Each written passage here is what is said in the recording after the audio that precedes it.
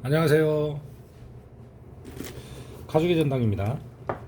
제품들을 제가 지금 블랙으로 복원을 한 제품, 그리고 곰팡이 제거한 거 이렇게 있는데, 마감을 하는 것을 제가 이제 좀 설명을 해드리고 싶어요. 그리고 지금 이러한 복원 과정을 제가 이렇게 보여드리는 건 뭐냐면, 명품 복원 사업, 뭐 리셀 사업 여러 가지가 있죠. 그런데 이제 전국적으로 문의가 오고 또 회원분이 점점 늘어납니다. 그러다 보니까, 왜냐면 이걸 왜 하겠어요, 이 사업을? 그만큼 수익이 되기 때문에 하는 것입니다. 그리고 어찌 보면 정년도 없고, 음, 뭐 평생을 할 수 있는 것이죠. 건강만 하면은. 회원분들이 늘어난다는 것은 무슨 얘기냐면, 전국 각지에서 잠시만요. 네, 또 이게 손님이 오셔가지고, 이제 주로 이제 예약으로 하는데 이제 그걸 모르시는 분들, 아니면은 지나가다가 들리시는 분들도 있거든요. 어디까지 얘기했는데 또 까먹었는데 그냥 좀 이해 좀 해주시고요. 비전이 있는 사업을 하는 것이 낫다는 것이죠. 그리고 복원을 하는 요령. 제가 이제 그 유튜브로 그 기술적인 면을 별도로 이렇게 보여드리는 게 뭐냐면요. 처음에 왔다 보면 초도 비용이 많이 들어가는 것이 아니에요. 복원은 손기술이 있어야 된다? 아닙니다. 홍보가 잘 되고 꾸준한 노력이고 그 반복적인 연습, 훈련이라는 것이죠.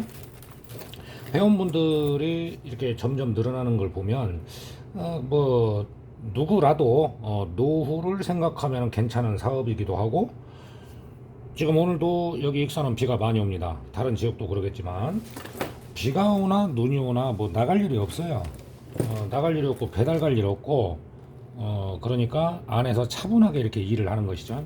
그리고 수입 면에서는 제품별로 제각기 상태에 따라서 비용을 받기 때문에, 어찌 보면은 내가 복원을 하는 데 있어서 그 수공이 어느 정도 들어가고 약품이 어느 정도 들어가는지를 알게 된다 싶으면, 그때부터는 가격을 본인이 책정을 하는 거예요. 이런 일이 어디 있습니까? 자, 이 제품 같은 경우에는 이 금속 장식도 있고 그러지만은 이 체인을 지금 빼기가 애매하다는 것이죠. 그래서 투명으로 마감을 해줍니다. 투명으로.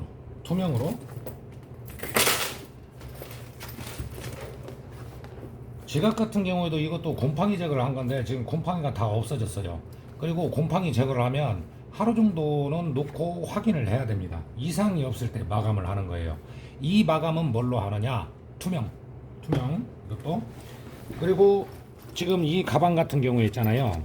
약간의 뻣뻣한 재질이고, 여기 금이 간 것처럼 이렇게 생겼는데 원래 가죽이 이렇게 생긴 겁니다. 발렌시아가. 요 가방 같은 경우는 블랙으로 마감을 해도 돼요. 블랙으로 마감을 해주면 오히려 좋죠. 그 대신에 이제 이런 데 부분은 금속, 장식 이런 데는 나중에 청소를 깨끗하게 해드리는 거죠. 자, 구찌 가방 같은 경우는 복원을 해놨단 말이죠. 염색까지 했고, 그러면 이 제품은 테두리 부분만 하기 때문에 투명으로 해야 되는 거예요. 투명. 지금 그 상태가 아주 안 좋았던 제품들 있잖아요. 이거 봐, 옆에가 막 이렇게 빵꾸 났었잖아요.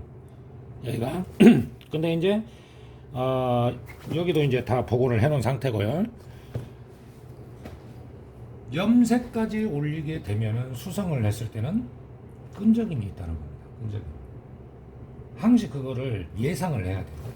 그리고 이 가방은, 페라가모 이 가방은 스펀지로 하는 걸 제가 보여드렸죠. 얇게 펴발라서 지금 2번을 한 겁니다. 2번을 한 거. 이 가방 같은 경우는 장식이 이제 좀 크고 그러는데, 여기 지금 좀 묻었잖아요. 염색약품이 다 지워지니까 염려 안 하셔도 되고, 일부러 이걸 막 테이프로 막고 뭐 그 애 안 써도 돼요. 다 약품으로 깨끗이 닦아집니다. 이 제품 같은 경우는 스펀지로 2번을 아주 얇게 했잖아요. 이 페라가모 가방은 블랙으로 마감을 합니다. 그런데 수성이 아닌 유성으로 하는 것이죠. 유성. 약품에 대한 것을 알면은 자신감이 생기는 거예요. 자신감. 그리고 내가 여기에서 뭐 어떤 금액 차이에서는 약품을 보면은 수성이냐 유성이냐 금액 차이가 얼마나냐 이런 것도 중요하지만 이 제품은 국내산 약품을 쓸 것이냐 아니면 해외 약품을 쓸 것이냐 그것도 판단을 해야 됩니다. 그래서 견적을 내는 거예요. 견적을 내는 것이고 어떠한 가방 하나 보면은 보통 이제 그 몇십만 원 정도 되는데 과하게 안 받아도 돼요. 비교적 손님들이 생각했을 때요.